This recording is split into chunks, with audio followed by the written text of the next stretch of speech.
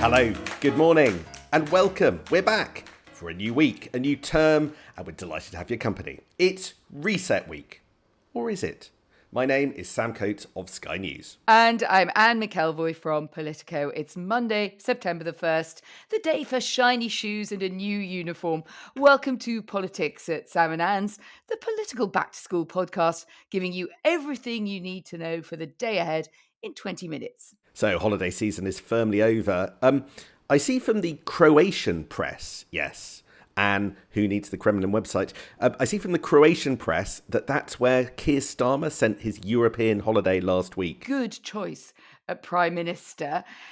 Trying to figure out what he actually did on holiday is a bit more mysterious because this came out of the Croatian press. And according to social media there, he met his Croatian counterpart, Andrej Plenković, and they exchanged views on bilateral and global issues, as you do on your summer holidays. I think Angela Rayner had a bit more fun, though.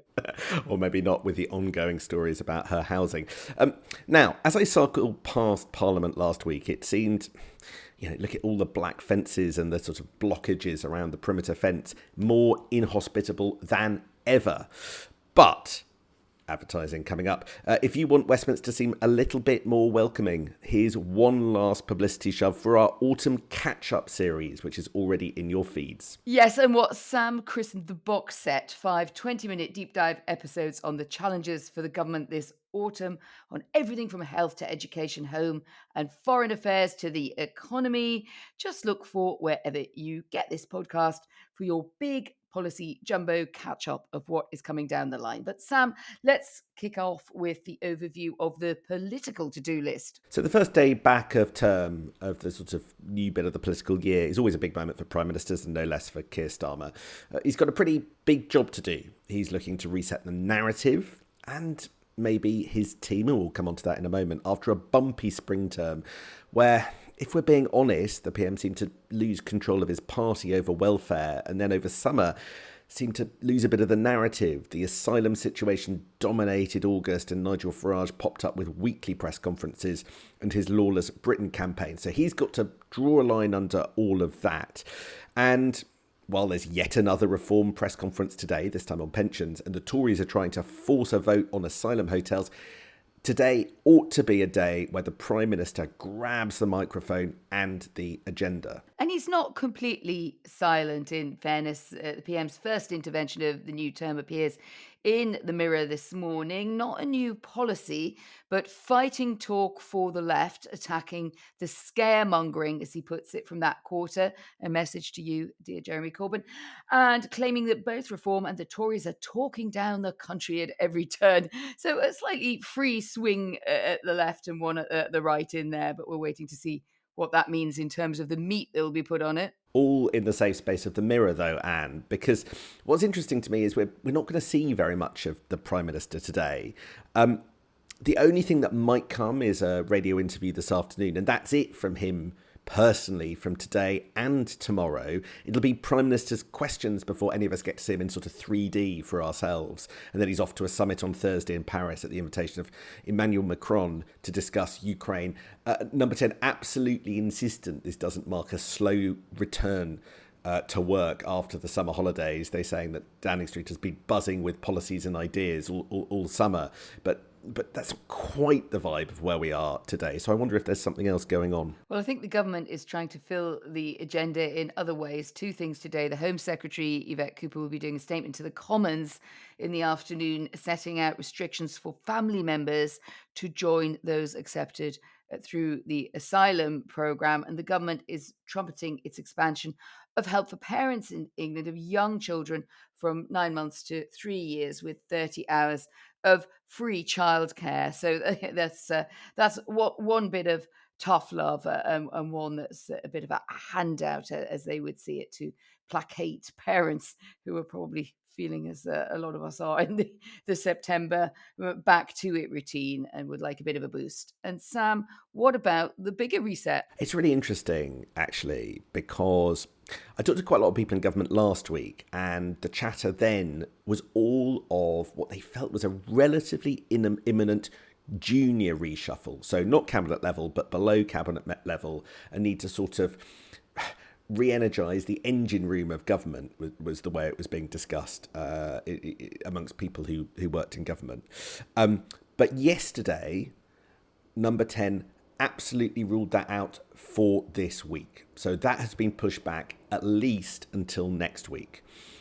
When I was inquiring why it wasn't going ahead, why delay bits of a reset, because it just leaves a lot of uncertainty hanging over people, I was told, oh, look, the PM's just back from holiday.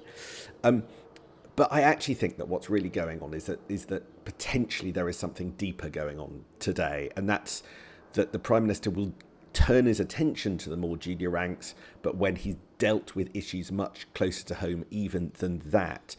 And there is a sense that we could get more of a switch around in Number 10 itself today, because you have to start with the centre before you can do anything else.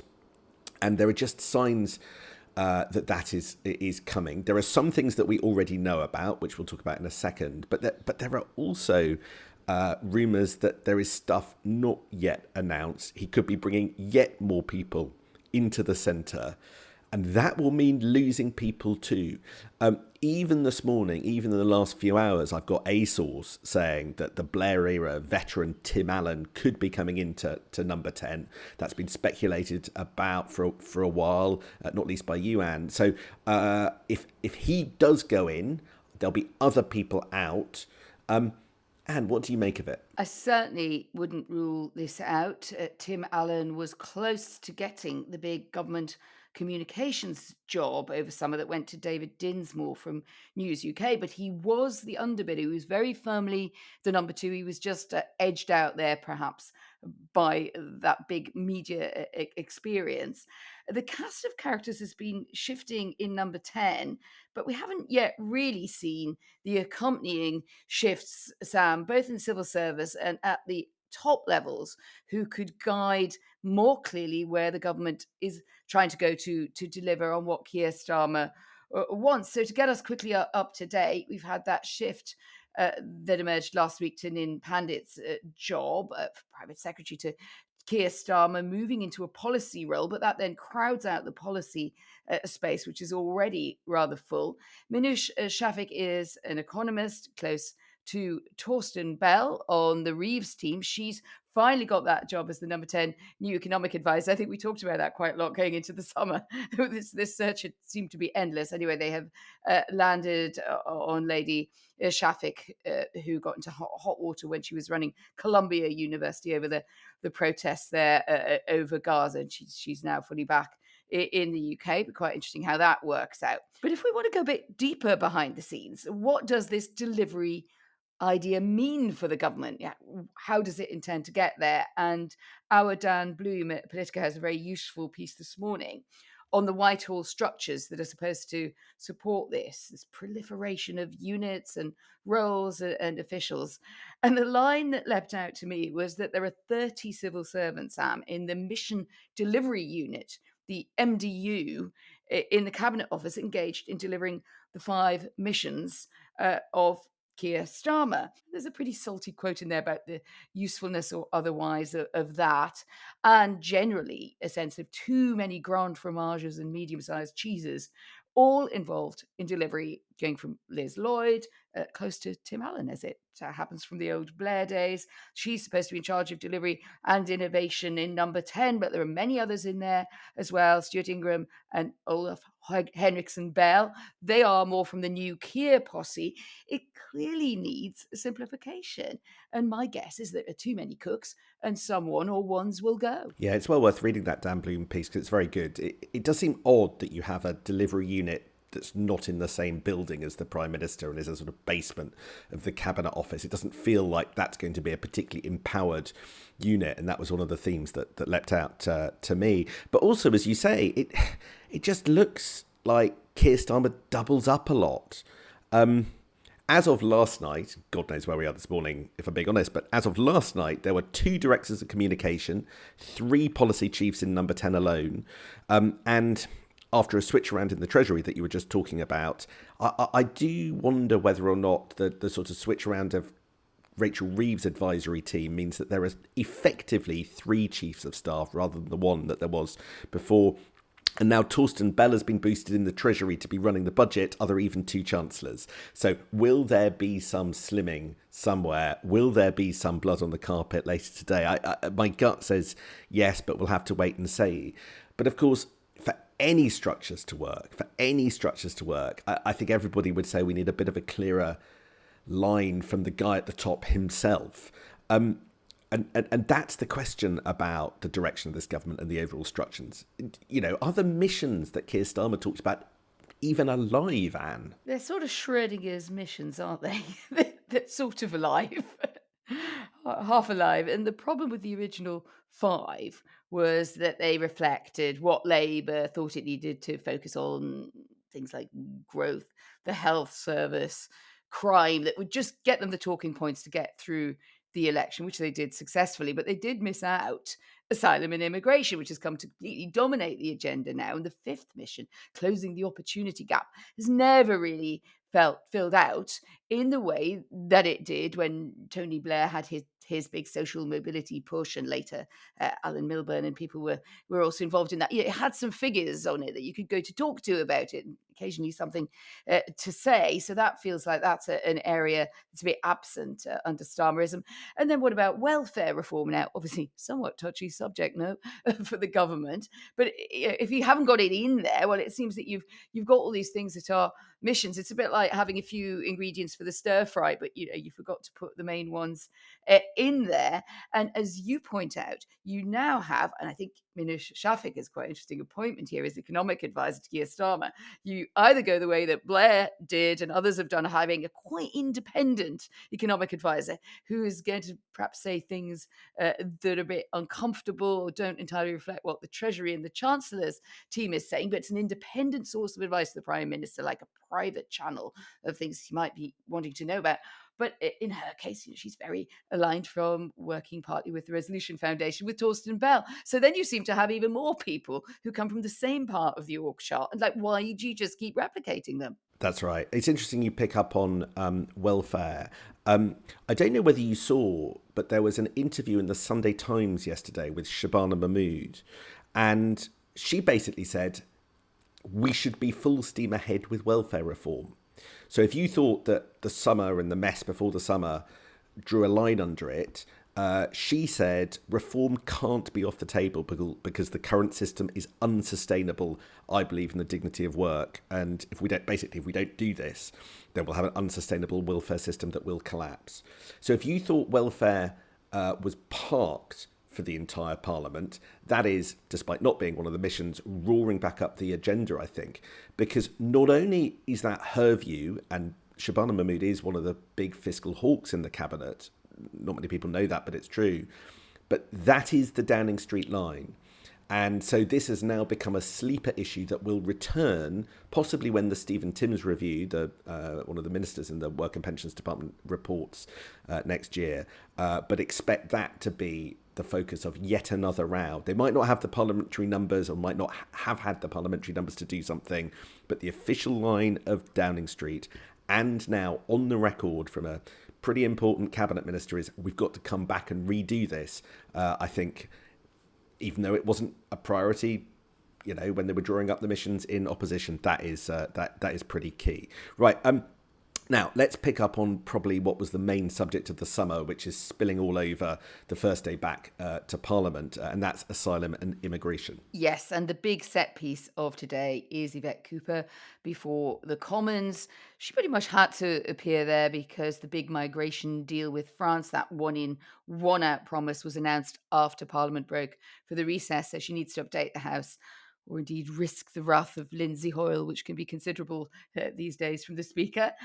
We've seen people detained, but not yet sent back. That is expected later this month, and that is the result of the fine knitting of this agreement, which has both a 14-day period for reporting who these people are, and then 28 days for the French to kind of get on the case. So let's see what happens to that. But it does go broader than, I think, the technical detail. What do you think they're trying to achieve with this outing today? Well, one of the issues that any government has when dealing with asylum and migration, as opposed to opposition parties, is how can I put this in technical terms? It's so damn complicated, right? So it strikes me when I'm reading all the government's press releases ahead of today and listening to the various briefings. Basically, one of the reasons why it's so hard to get a grip of is that you're dealing with three or four things in parallel, right? So the government's trying to talk about the French deal that it's done, and the French deal involves the one in, one out, which hasn't yet started, and also there are changes to maritime law, some of which have passed, but the teetering French government might be unable to pass others of them hindering some elements of cooperation involving intervention in the channels. So that is one aspect of what's happening today.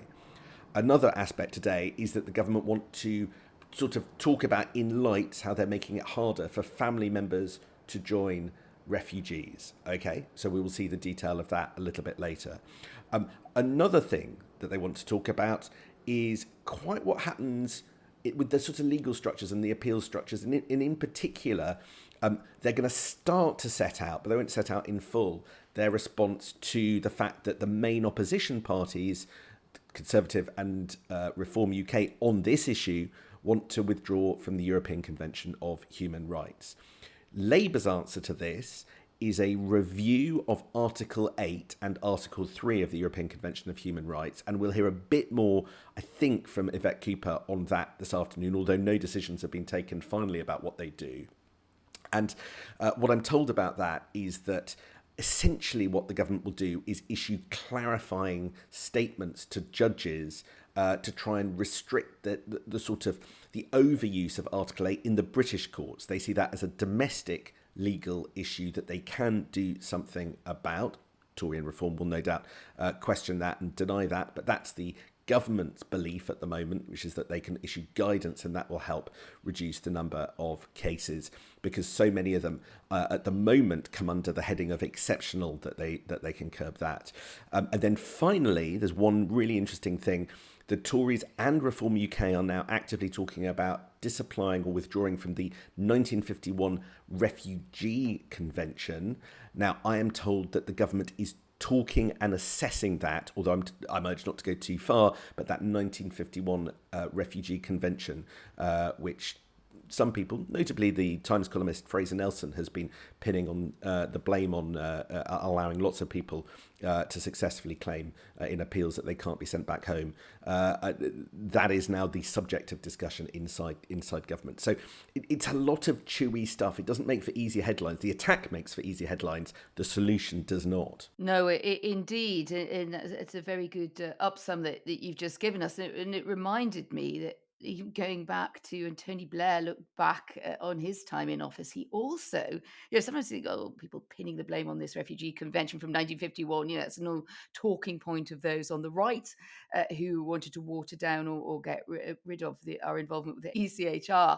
But actually, Tony Blair pointed out that actually he had seen that it was a problem because it was just so broadly drawn, and it was drawn up obviously in the aftermath of the horrors of the Second World War, but that it made a very broad base of people who could technically apply for asylum. And of course, once mobility increased after 1989, fall of the Berlin Wall, etc., and then the many other adverse events that have happened since, that you were just going to have numbers that you couldn't control. But it's so interesting to watch over the summer, Sam. I don't know if you had this feeling as well, how this window of opinion has just opened wide around Labour, around the centre left, from points that used to come, and I don't mean in this any sort of pejorative way, but just were thought of as right-wing talking points. And now you have people like Jack Straw, who's been perhaps rather helpful there from the Valhalla of the Home Office as a former Home Secretary, still I think has a high reputation in Labour, saying, look,